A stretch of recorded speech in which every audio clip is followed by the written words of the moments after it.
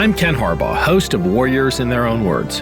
In partnership with the Honor Project, we've brought this podcast back at a time when our nation needs these stories more than ever. Warriors in Their Own Words is our attempt to present an unvarnished, unsanitized truth of what we have asked of those who defend this nation. Thank you for listening, and by doing so, honoring those who have served. Today, we've decided to share another interview from our other podcast, Burn the Boats. Like the rest of these bonus episodes, this one departs from our typical Warriors format, but we think you'll appreciate the insight. As always, we welcome your feedback, either in iTunes reviews or by email at kharbaugh@evergreenpodcasts.com. In this interview, I talk with David Chasteen, an Iraq war vet and former CIA officer on the Covert Action Staff. While at the agency, David conducted overseas operations, guided human intelligence collection, evaluated foreign threats to computer systems, and provided analysis on cyber issues to the president. David was also a consultant for the Amazon Prime series Jack Ryan, starring John Krasinski, and the show is heavily influenced by David's experiences. I brought David on today to talk about intelligence collection and cyber warfare as it relates to the war in Ukraine. David, welcome to Burn the Boats. Thanks, Ken. It's nice to be spending some time with you again. I gotta tell you, guest prep, background research for agency types is not easy. We've had a couple on the show, and you guys cover your tracks well. I'm sure that's because you know things we don't. Yeah, it is one of those things. I think paranoia. It's funny. I for a little while I worked with some internet freedom fighter types after I left the agency, and it was interesting. There's a lot of paranoia, and the thing that you learn is that paranoia is a function of ignorance. They're like, oh, we think somebody flipped our house or somebody's reading my email, and when you're an intelligence officer, you pretty much assume people are reading your email, and you have a general sense of who they are and why they're doing it. And so I think you just get used to a level of surveillance that just comes with the territory. What are you doing now? I know your career has spanned, has run the gamut, and it obviously started in uniform, but you've done some pretty interesting things since. Give us the rundown. Sure. Yeah. After I left the military, did finance for a little bit and was undercover at CIA for a while and did those things you talked about. And then came out to San Francisco, worked on a mayoral campaign out here, and then ended up running cybersecurity ops for the city and was chief information security officer, or CISO, for the police department. And then for GoFundMe.com, which is a great website doing great work. And after I left GoFundMe, I'm CEO at CipherLock, which is a microsegmentation encryption software company, cybersecurity company. And I'm also a partner at SideChannel Security, which is a cybersecurity consulting firm, fractional CISO firm.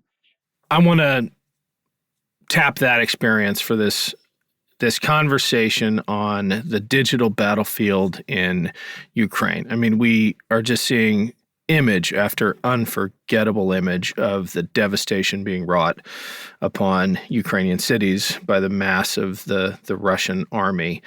But there's an invisible war going on at the same time that I think is being very underreported.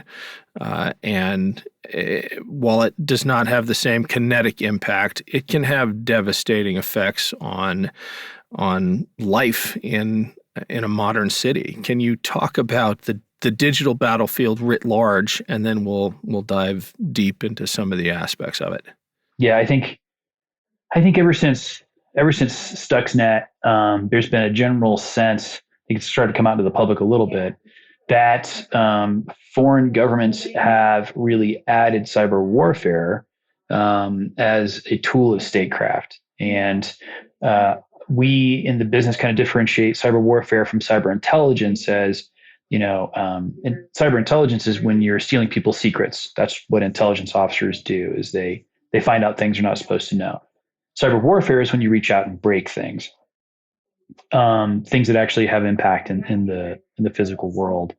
And you saw that in Iran with the attacks on their nuclear processing capability. And that's the And Stuxnet reference. that's Stuxnet. That's right. That's right. And then you've seen it quite a bit in Ukraine over the last number of years, as presumably the Russians have basically tested out their capability to take out power grids using that kind of it's either called a SCADA attack. SCADA is the new term is kind of operational technology, or OT. But SCADA is the computer systems that control things in the physical world: train switches, power grids, traffic lights, water supply systems, and things along those lines. You're not just talking about shutting things down inside another country. There are ways to impact infrastructure that have, I don't even know what the term is for it, but the equivalent of, a kinetic impact. Things don't just stop working, things can blow up. Can you give us a sense of the severity that these attacks can reach? Yeah, there was a lot of press about some tests that were done at some of the national laboratories here in the U.S., where essentially what you can do is you can take a transformer and you can do the equivalent of imagine flooring it in your car, just revving up the full throttle, throwing it into drive, and then keeping it floored and throwing it immediately back into reverse, and then drive, reverse, back and forth. After a while, you're just going to destroy the transmission of the car. It is possible, it's been demonstrated possible to do that essentially to the power grid, to transformers, where it's not just a function of shutting it off, you're actually destroying that piece of equipment. And if you are savvy about which parts of the grids are the most vulnerable, the most difficult to replace, it's theoretically possible to take out a power grid in the region for months or longer, as it takes them time to just literally have to rebuild the grid. Now, in the U.S., and maybe you are not at liberty to speak to this, so if not, just map this onto Russia. Who is leading these attacks? I know at the unit level there, every larger command has a cyber officer, but this is much more organized and focused than that. There are parts of the government dedicated now to offensive cyber warfare. How is that structured? And will that, I want you to help give us a sense of what a priority this has become in the prosecution of a campaign like we're seeing in the Ukraine. Sure. Are you talking about American offensive capabilities or other countries' offensive capabilities? Well, let's talk about American to the extent you can speak to that. Sure. And then intuit for us what that might look like in Russia. Sure. Well, what I would say is that it's probably safe to assume, when I say that, it's become clear to all nation states that this kind of cyber warfare is a tool of statecraft. You should assume that the United States has done that math as well, right? And I think there's really kind of two ways to think about. There's three things at play here, right? The first is going to be the intelligence piece. You've got the CIA, who's responsible for human intelligence and all source analysis. And then you have the NSA, who's responsible for signals intelligence overall. And then, of course, then you have DIA, which is defense intelligence that's focused on stealing secrets that can help warfighters win wars specifically. And that would be like, what's the new Russian tank or stealth plane look like? That's more of a DIA mission than a CIA mission. And then, of course, each of the uniformed services have their own intelligence capability to support warfighters on the ground. So first if it's someone's job to break into the kind of computer system that would do something like that, it's going to be NSA, because it's their job to get into computer systems where they're not supposed to be. And NSA falls under DoD authority, and there's a lot of uniformed folks walking around at NSA. So the job then is to steal stuff. The other more visible steal information. The more visible piece, of course, when the U.S. government uses force in the pursuit of national security policy, it's usually the military, it's DoD. And one of the differentiators we use between DoD and intelligence capabilities is we say Title 10 or Title 50. And Title 10 is a reference to the part of the U.S. Code that kind of establishes and runs the military. Title 50 does that for the intelligence community. The thing that we think about with the military is that it's best to think of the military as diplomacy by other means, right? It is a public act. Using the military as a public act. It's designed to sway opinions. It's designed to change people's minds, and it's designed to be seen. That's why militaries wear uniforms. It is an inherently public act. You want people to understand that it's being done under the auspices of the United States government. Sometimes you'll want to do things that never get found out, and at that point, you're talking about covert action, and that's Title 50. There's only a couple of declassified covert action instances ever, and this is generally when the president of the United States says, I want, the CIA has sole authority to do this in practice. I want you to go out and do this thing, which is never going to be found out. And so if we're talking about something where it is an intentional diplomatic act against another country, we want them to know that we did it. That is more likely to be carried out under Title 10 authorities, because that's under the military, because that is a thing that is designed to be seen and designed to be public. So when you think about those things and those capabilities, there's going to be that military aspect of an offensive cyber warfare capability. And that's probably what would be used in a Russia scenario, and likely in response to, frankly, everyone's very surprised at this point that the Russians haven't already launched a pretty serious cyber attack on NATO or the United States.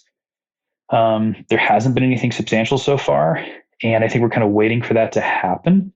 And when that happens, the trick when you're in a conflict with a nuclear power is you don't want to escalate. It's always very challenging to find out what is a proportional response. And of course, the most proportional response to a cyber attack would be another cyber attack of the same kind back on the country that did it to you.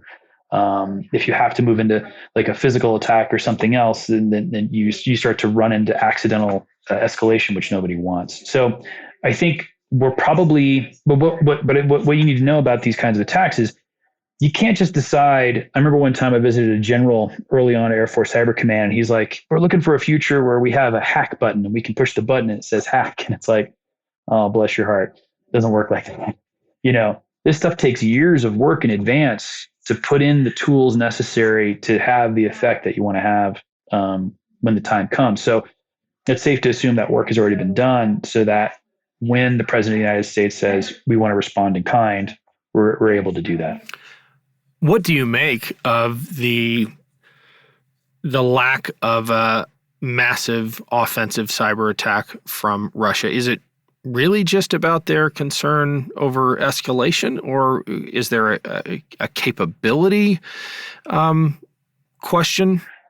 Well, the thing to remember about a cyber attack is you kind of get to do it once, right? The most damaging thing that happened, and this is all just based, I know this entirely based on just reading the newspaper like everyone else, but the Shadow Brokers leak, where I think the assumption is, or the assessment is, it was likely the Russians who did this, but were able to steal a big chunk of the NSA toolkit from contractors and leak it publicly. It was massively damaging because those toolkits are very difficult to build, and these are the vulnerabilities that exist in other computer programs that other people rely on for day-to-day work. Once you make it known that those vulnerabilities exist, Microsoft, these other companies, they patch those vulnerabilities and they don't work anymore. So if the Russians launch a massive SCADA attack in the United States, it'll probably only take us a matter of days to just patch that thing, and then we're not vulnerable to that anymore. So it's a one-time use kind of scenario. It's not like a nuke where you can just keep launching nukes all day long. You get to do that one time, and then you can't do that same trick. And these tricks are very hard to come up with. Are there ways to fire warning shots in that same in that same theater of conflict, if you will? I'm thinking about what appeared to be a takedown of USAA, the banking site for military members recently. Maybe I'm reading too much into that, but are there ways to flex without launching that cyber nuke? Yeah. The problem is, we're talking about kind of like a distributed denial of service attack or a DDoS attack. those are so common, and like any group of, you can rent that capability on the dark web. It's not special to a nation state. Okay. It's not easily attributable to a nation state. And so even if they DDoSed, I don't know, like the IRS or something like that, it would, one, it's temporary. Two, we know how to deal with it. That's not something that's gonna be taken seriously.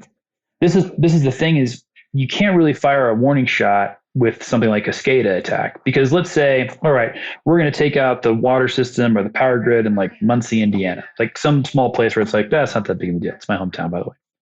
But like, say you go somewhere small. Well, the problem is military intelligence, law enforcement are going to swoop in on that area, find out how they did it. And once they find out that vulnerability, they'll just patch the entire power grid over the next week or so. And then the attack doesn't work. So that's why it's difficult to like fire a warning shot in that scenario, because you're really giving up the goods, when you do it the first time. One of the things that struck me in the weeks and days leading up to the Russian invasion was the flood of authorized disclosures that were coming out, betraying our what seemed like total visibility into the Russian game plan. You have to have mixed feelings about that kind of thing, having been on the inside, having been one of the suppliers at great risk to yourself and your colleagues of that kind of info. How does your community feel about using your products for public persuasion? I've been out of CIA since 2014, so I can't speak directly to like the feel inside the building. I've had conversations with friends. What I will say is that it feels like the general consensus is this is a win, and it's nice to have a win. There is always this balance, when it comes to sources and methods. It's a running joke with CIA. You're talking about sources and methods, but I was a collection management officer at CIA, and one of the ways to think about CIA is the CIA is basically like a really kind of bad newspaper. We run at a massive loss for a tiny readership who doesn't read 99% of what we write. But every now and then we get a big story that gets it right, and that's what keeps us in business. The director of operations, you have case officers who are essentially reporters. They have sources like reporters. They are given assignments by collection management officers who are best thought of as editors. And those case officers go out, collect stories, write those stories in a journalistic format. And then the collection management officers like myself publish those stories and go to our customers and say, is this answering the mail for you? Is this useful to you? But, I think at CIA, we like to think of ourselves on the very best day doing our very best work. We can prevent wars, or we can prevent negative outcomes. And because we can give policymakers the heads up in advance to be able to take actions early enough that they can prevent worse outcomes. And this is such a glowing example of a win on that front. It's hard to feel too bad about it. I do know I was never a Russia guy. Russia House is famously very closely guarded with its assets for obvious reasons, given the capability of the Russian intelligence services and Aldrich Ames, and other kinds of penetrations that the CIA has historically had from, big adversaries like the Russians. That they're very hesitant to let the good stuff out, because you recognize that every time you let that out to public, you put those sources at great risk and their families. But the point of it is to have an impact, is for it to win. And I think, from what I've heard and seen in press reporting, and from what I've heard from folks, it does seem like ultimately the folks at CIA were able to sit down with policymakers and say, okay, let's try this. Let's try to find a way that we can publicize this information widely, but still redact enough that we can protect the sources that gave this information to us in the first place. And that's a very hard thing to do, but if you get it right, if you get that balance right, you can have a massive impact. And that's definitely what happened here. I think the impact most people are writing about is the impact on the public and the impact on removing from Putin any excuse for a pretense. We knew that they were staging not just military gear, but they were preparing a false flag operation. We let all of this out into the public domain. What is the impact, though, on the Russian intelligence services, on the adversary when something like that happens? Like for you, what would it have been like to have your principal geopolitical adversary tell you that they knew your business in advance? Yeah, I think, it's interesting. We talk a lot about in the strategic space, third generation warfare is diplomacy by other means. Fourth generation warfare has really become public relations by other means. The point of warfare has always been to change minds, right? It's not even by the time of third generation warfare. And sorry, I should probably, for folks who are not, Ken and I are both military guys, so we're familiar with these terms. But first generation warfare is I think kind of pre trench warfare. It's guys lining up and taking turns shooting at each other, like during the American Revolution. Second generation warfare is generally kind of trench style warfare, World War One. Third generation warfare is combined arms, fast maneuver, air support, World War II style warfare. And fourth generation warfare is generally what people think of as insurgencies and sort of especially media savvy insurgencies. And when you're in that third generation warfare space, the job of the Allies in World War II was to convince the Germans to surrender. You needed to change their minds so that they believed what we believed, which is that it is time to give up and stop doing what you're doing. Fourth generation warfare is very much about convincing the fence sitters that is the big chunk of public opinion that is available on the global stage about who's the good guy in this scenario. Convincing enough of those people that you're right, that we're the good guys and the Russians are the bad guys, the Ukrainians are the good guys, the Russians are the bad guys, that they support, they throw their support, they come off the fence and they throw their support behind the Ukrainians in this case. And that ability for folks to get out and shape the narrative in advance is really the thing that ultimately wins this kind of conflict. One of the biggest challenges we'll face in that regard is penetrating the new firewalls that Putin has thrown up inside his countries to getting the truth. What are your predictions on our ability to do that? Are the Russians willing and innovative enough to get it themselves? Because with VPNs and other things, you can do it, but it's risky and it's hard. It is. It's risky. It's hard. Of course, Voice of America has been doing this since the Cold War, shortwave transmissions. And, we've always had a mission to try and get real news, Western narrative news anyway, into countries where it is trying to be blocked by an autocratic regime. There's experience with this, and I think the trick, of course, is, Russia, the internet is always going to be porous. There's always going to be ways around the firewall. It's just a question of what are the consequences for coming around the firewall in that way. It's really been very inspiring to see how many Russians are willing to risk immediately going to jail in order to protest. The courage and bravery of the Russian people needs to be marked in this way, I think, for sure. And they'll continue to try and get the news in that way too. It's going to be possible. I think the danger of an autocrat, especially one who's savvy like Putin, is I think in the last few election cycles, we've seen the real danger of telling people what they want to hear. And I think that unfortunately, a lot of the Russian people like what Putin is saying, and they have for a long time. They want to hear that version. I think there's a lot of folks in Russia who think that Putin has made Russia great again, which is very much the narrative that he's been spinning for a long time. So there's always going to be dissidents. There's always going to be people who are savvy enough to look for other narratives and try to find more objective sources of news. And those folks will be, informed. But there's also a lot of people who have family in Ukraine who are talking to those family members in Ukraine who are like, they're showing us right now, and they don't believe it. Because they don't want to believe it. They want to believe that the Russians are the good guys and that Ukraine is controlled by Nazis and it's World War II all over again and Russia's the good guys again and on the global stage. And some people are going to continue to believe that. At least they'll believe it until the consequences of the sanctions start to really massively hit the Russian economy, which is already happening.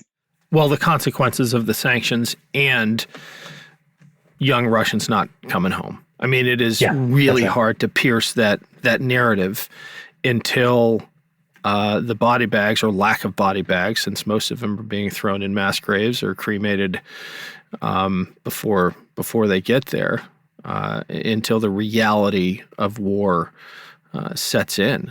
But that might take some time. I don't know if you saw this clip from just the other day of Putin addressing a massive stadium with tens of thousands of cheering Russians and Russian flags about, the glory of Greater Russia and the nobility of this invasion and the bravery of the Russians defending Russia and liberating Ukraine. I mean, the brainwashing was on full display.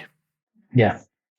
Yeah, that stuff is hard. I think the reality, of course, is it's very, no one wants to think they're the bad guys, and I think there's definitely some people that the more you challenge them on the consequences of the things they've done that are wrong, the more they want to double down. There's this thing called backfire effect, where unfortunately we've learned that debunking doesn't work. When you try to challenge people with the facts that challenge their pre-existing closely held positions, they don't actually change their minds. They dig in deeper, and for some critical portion of the Russian people, that will probably continue to be the case. But I think you have to hope that the number of people who are persuadable and the number of people who are dissidents, and also, frankly, look, Russia's not a democracy, right? Not really. Putin's popular, but it's not a real democratic system. It is an oligarchy, and I think people have been throwing that term around a little too loosely. But the reality is that after the fall of the Soviet Union, Putin led the dismantling and the sale of the Russian state to people who were former intelligence officers, former military officers, who then literally just stole big chunks of the Russian economy. And Putin has done a very good job of coordinating those folks in order to retain in power. The reason why the administration has targeted the oligarchs is they're the actual seat of power in the country. And if enough of them can be convinced that this is not beneficial to them, then that might actually bring some change. I was going to ask you that. And you brought it up in euphemistic terms. Mm-hmm. The CIA has a pretty mixed record when it comes to targeted assassinations. I would say a pretty appalling record when it comes to targeted assassinations. But what you're really talking about is a regime change in Russia led by those who may calculate they have more to lose by Putin remaining in power than by him continuing to prosecute this war in Ukraine. Is there anything the U.S. can do or shouldn't do to facilitate an outcome like that? What I would say is, there's one, to be clear, I left CIA in 2014, so I'm not privy to any sort of covert action that would be, aimed in that direction, or anything covert action wise aimed at Ukraine or Russia, and obviously wouldn't talk about it if I did know about it. There is, I believe, still in power, and I'd have to check on this, but I believe under Executive Order 12333, there is still a prohibition on assassinations of heads of state, like what we're talking about there, or actions that would lead to their death, right? So, and when I was at CIA, I never saw anyone try to violate that when I was there. It's not to say that didn't happen, I didn't know about it, but I never saw anyone try to break the law in that way when I was at CIA. But what I would say is that when it comes to strategic messaging, when it comes to trying to shape the narrative, right, all you can do is try to influence the people who are in power to make changes. And I think it's overestimating the capability of the American intelligence capability to do something like that, even if we wanted to. Putin, an autocrat like Putin, has probably survived multiple coup attempts just through the normal course of business, just by being who he is. So much of when you have an autocrat like that, the purpose of the state is to preserve the regime. And I think it's hard for us as Americans to think about that. We have a purpose of the government that's enshrined in the Constitution. And the government mostly operates pretty much the same way, regardless of who gets elected president or who gets elected to Congress, even when those people have wildly differing opinions about how the government should work. And we saw how much that was true when the Trump to Biden transition. Autocracies are not built like that. A democracy is a pyramid that is it's a regular pyramid where the person at the top is held up by a massive infrastructure that mostly operates the same whether the top gets lopped off or not. An autocracy is built like an inverted pyramid. It's built in such a way that everyone who's in a position of real power owes that power and that position to the person who's in charge of that autocracy in such a way that if they're removed, the entire pyramid collapses. And if you're an autocrat and you haven't set that up correctly, you don't last very long. Someone else comes along and does it better.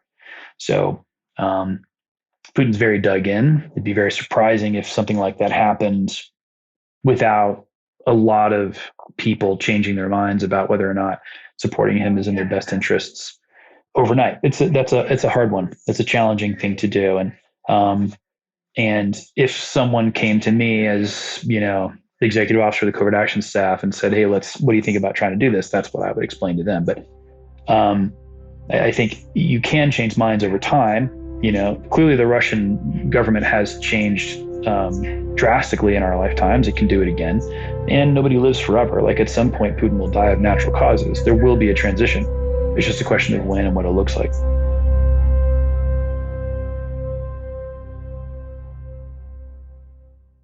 With the busy fall season just around the corner, you might be looking for wholesome, convenient meals for jam-packed days.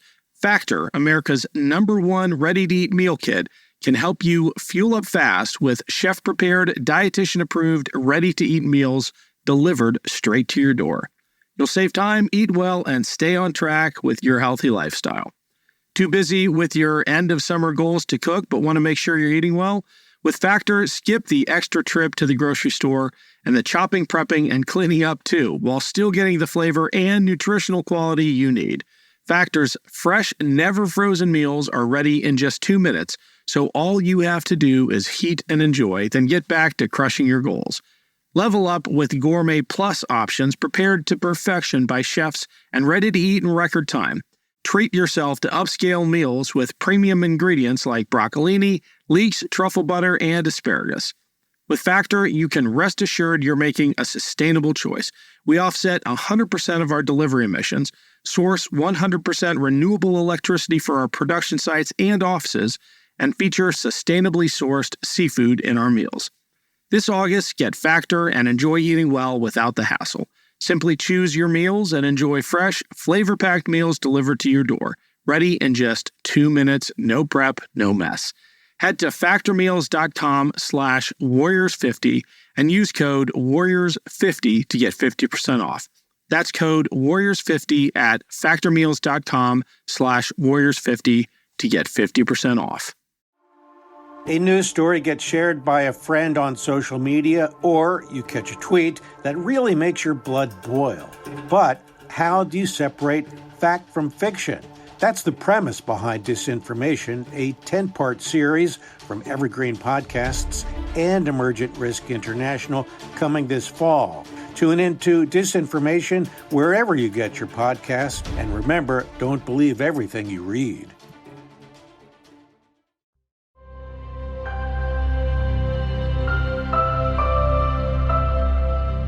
As a human collection officer at CIA, did you have a hand in developing or analyzing psych profiles of key figures? Obviously the CIA, the analytical, DI is the Director of Intelligence, and they have analysts, and I'm sure those folks. I've heard like open press reporting about the use of psychological profiles of senior leadership. But I don't know anything specific about that background and how it works.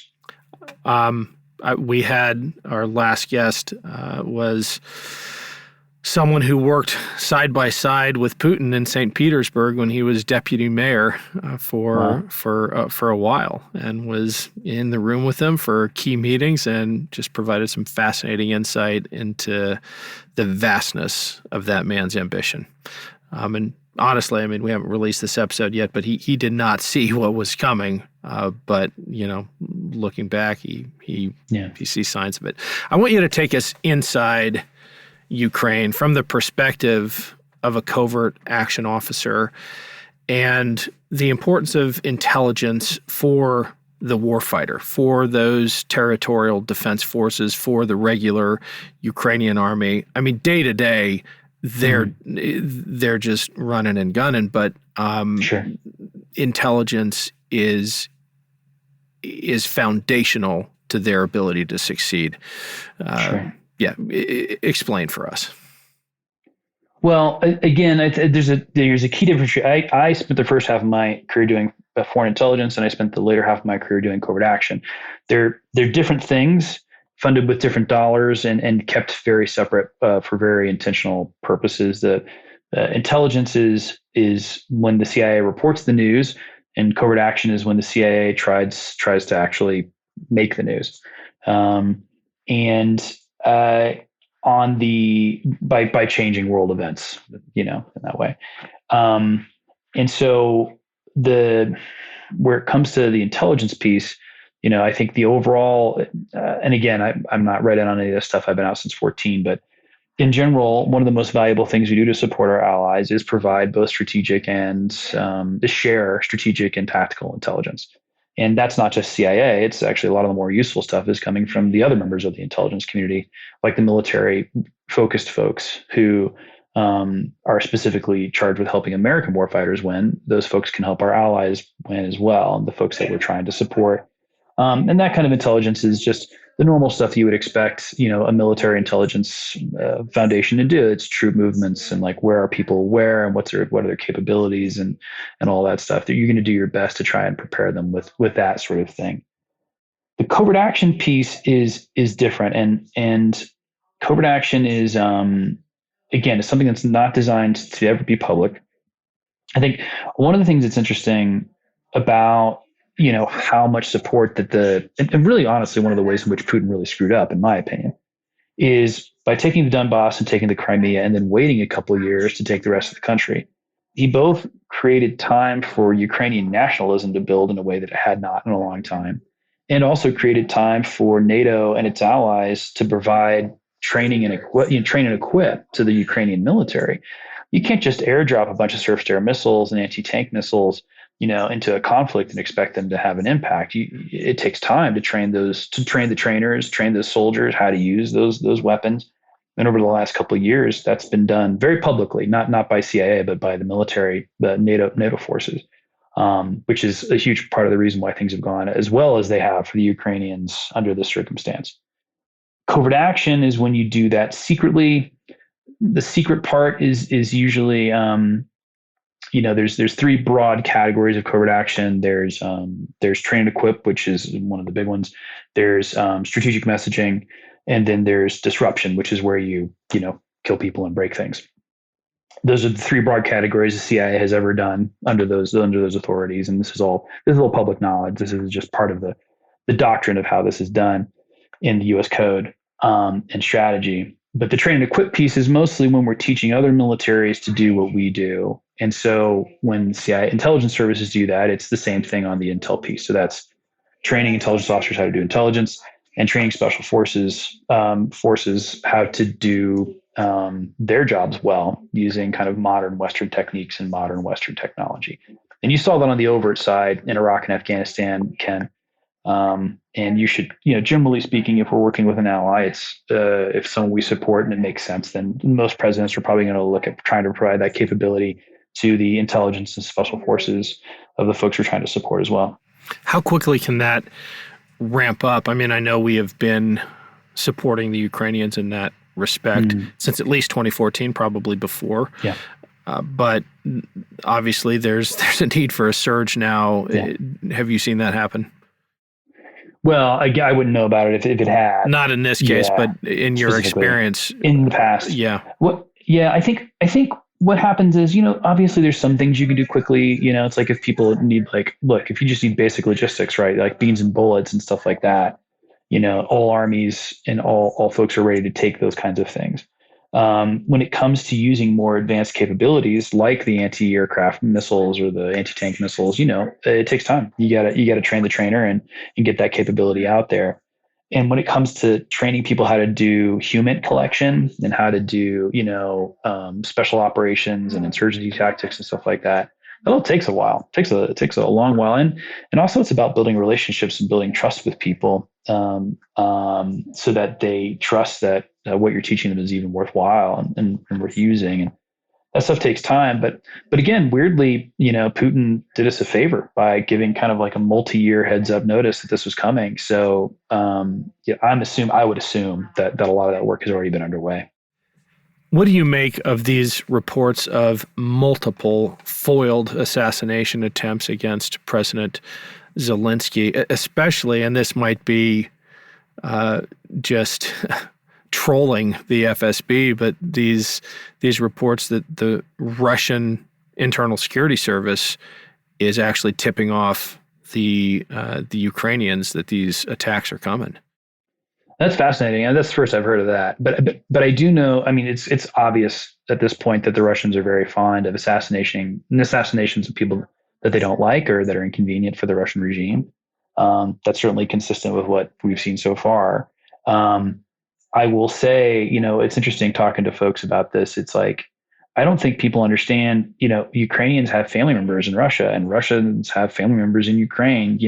This is I'm telling people, it's like, this is like invading Canada. You know what I mean? Like if you show up for an exercise and it's like, we're going to invade Saskatchewan, and we're like, what? Why? And they're like, it's controlled by Nazis. And it's like, I don't think that's right. Like it would be really upsetting for us to like go in and shoot people who have our accents and kind of look like us and looks like just an extension of the United States culturally.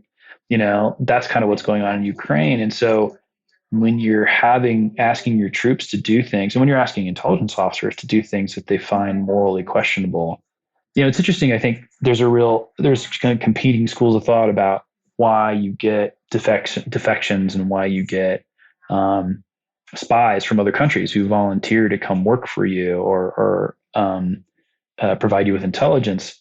Some people are like, oh, they do it for the money, but I think a lot of times the best sources that you get are people who think that they're on the wrong side of history and they want to have a positive impact, and they realize, oh, this thing that we're about to do is a bad thing and I don't want to be a part of it, and I would rather actually try and stop it. So if you've got SVR officers, and other, FSB officers who are aware of these things, and they're like, you know what, we're not the good guys in this situation, and I actually don't support that. It's not that hard for an intelligence officer to pick up the phone and drop a line to a NATO intelligence service and just, let them know it's coming.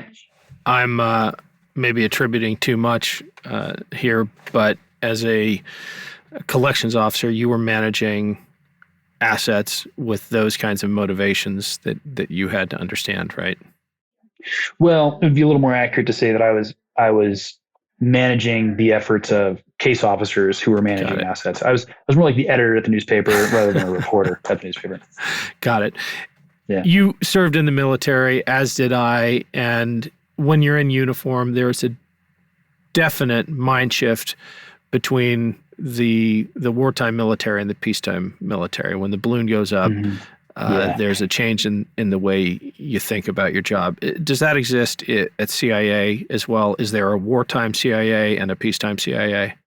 Not in my experience. I mean, the reality, of course, is that I joined CIA in 2006. So like we were at war, and we were at war the whole time we were there. I think what happens is CIA is often operating in war zones or other places that are critical where there's some kind of emergency going on all the time, And so there is, I think, different offices at CIA are at war sometimes and are not at other times, So like if your region is like, oh, like this is real, if your region's really blowing up, then there's that general sense of like, okay, if you're on the Syria desk, when the Syrian revolution kicks off, suddenly it's like, oh yeah, there is that same kind of focus, where it's like, oh, suddenly what we do is really important. And you get money, you get resources, you get attention. Suddenly, like your boss is off to the White House to brief the president, So there is that kind of energy and focus for sure. when you're in one of those offices and the balloon goes up, as you say. You said a while back that it's nice to have a win every once in a while. Yeah. I got to believe that's one of the toughest things about that line of work. And in the military, your wins are often public, and your failures are often covered up. In the CIA, the wins are intentionally not publicized. How does that affect the morale and the psyche of folks at the CIA when years can go by and the only news coming out of Langley is scandal because you can't talk about the wins? Yeah. It can be hard. I will tell you, early in my career, what's interesting is when you're junior and when you're in an area that is maybe not as hot as another area, and that was kind of me early in my career, you can kind of look at what you're doing and be like, this isn't that important. I don't feel like it's worth it. What are we doing here? Maybe we're not very good at this, What happens is in your career as you move around, you move to different offices. And as the executive officer on the covert action staff, I suddenly was read into a lot of stuff, like a lot of really big stuff. And what you find is that what you ultimately learn is that, and hopefully through your career, you have enough places where you realize, oh, we're actually doing a lot of good here. This is really positive work. We're absolutely earning our keep. This is great. Hopefully you have enough of those things where you understand that your impact is actually quite high. We're a very good value for the American taxpayer for how little human costs. So we have a very big impact for the dollar compared to like a satellite system, or what NSA does. And as you get more senior, you get read into more and you see more and you get a little bit more of behind the scenes in terms of the overall national security process with the rest of our partners, State Department, military, the White House, Congress, that whole thing. I will say that as I progressed in my career, I started to realize that both intelligence and covert action are a lot like the rest of kind of American domestic and foreign policy. There's a solid third of it that's probably pretty dumb. Like we probably shouldn't be doing this, but there's either political reasons why we got to try, or you never know, where something might pay off. Then that kind of moves into the second category, which is a solid third of stuff where it's like, I don't know if this is good yet, but it's probably a pretty good investment. And in the future, when we might be really glad we made this investment. I had a friend who was an analyst on like farm, or like agriculture in like X region. And it was like this, or the economy and agriculture in this particular region. And it was one of those things where she did this job for years and she was dating a friend of mine and like it was completely unimportant. And then one day the right headline came and she's briefing the president of the United States. And it's like, oh, we're really glad we have that person who has that expertise in that thing, There's another solid third of stuff where it's like, this is an investment in the future. It might be super important. We got to make sure we're smart about this thing. And then there's a last third of stuff where it's just like a home run, where you're like, this is great policy. This is absolutely worth every penny. If the Americans knew we were doing this, they would be so proud of us. And like Greenpeace would sign off on this. It's such a good idea and like absolutely the right thing to do ethically, So obviously when you get more of the latter category ones, hopefully over your career, and those things are really satisfying and they feel really good. A lot of the investment in that second third you described, the impact of it does depend, though, on having a president and an executive branch that is willing to listen and willing to execute in good faith effectively, not manipulate the intelligence. I mean, you have a customer. You don't get to make decisions, really. That's right. On both sides, on both CIA covert action and the intelligence side. It's one of the reasons why the relationship between the director of the CIA and the president of the United States is so critical. We're useless if the president doesn't believe us, doesn't trust us. That is something that is tricky, and it's one of the reasons why the CIA, it's so important that the CIA remain nonpartisan, remain apolitical, much like the military for the same reason.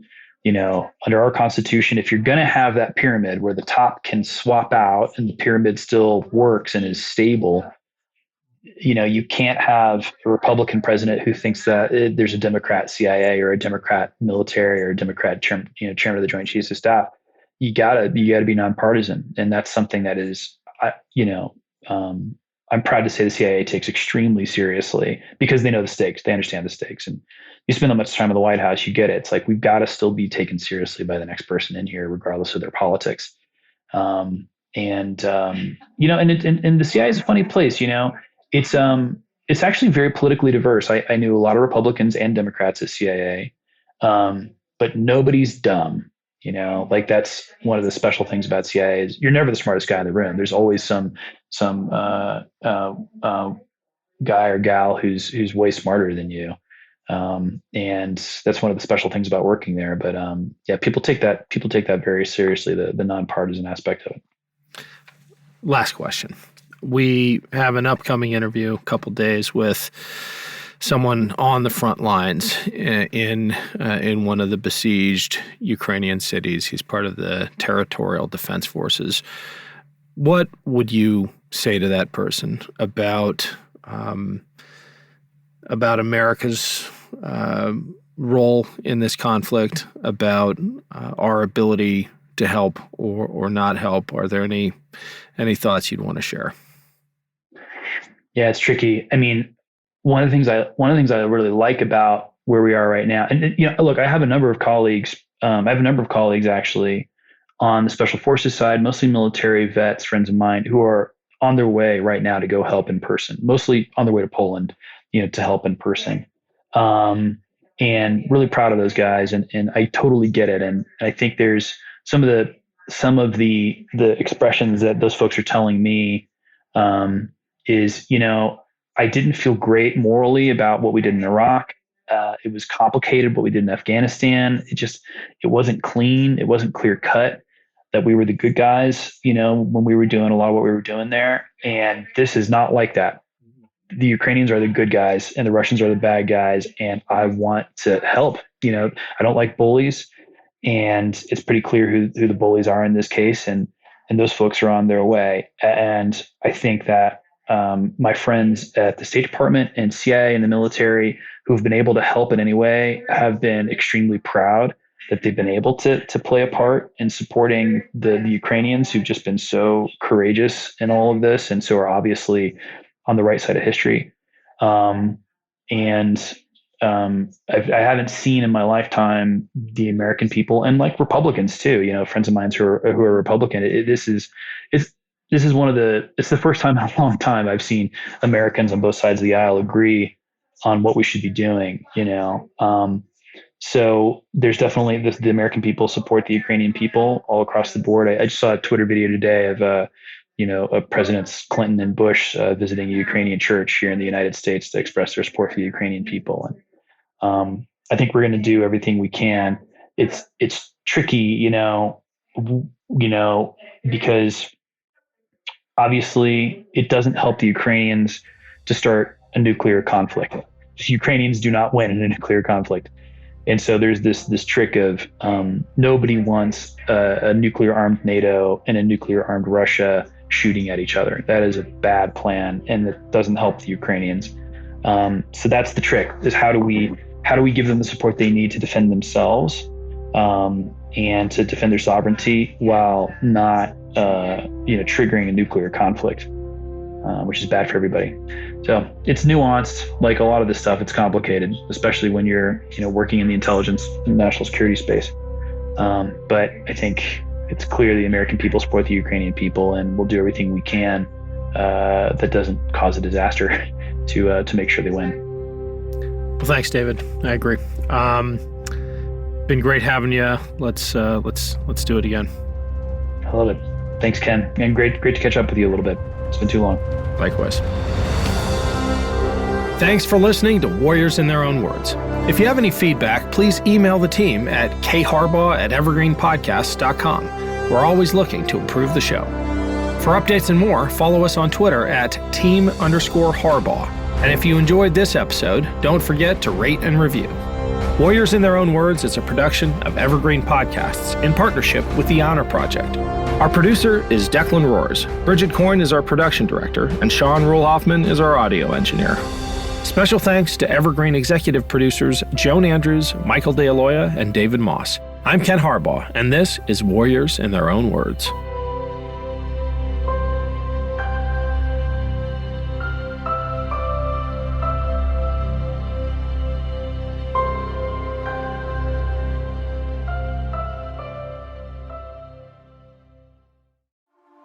A news story gets shared by a friend on social media, or you catch a tweet that really makes your blood boil. But how do you separate fact from fiction? That's the premise behind Disinformation, a 10-part series from Evergreen Podcasts and Emergent Risk International coming this fall. Tune into Disinformation wherever you get your podcasts, and remember, don't believe everything you read.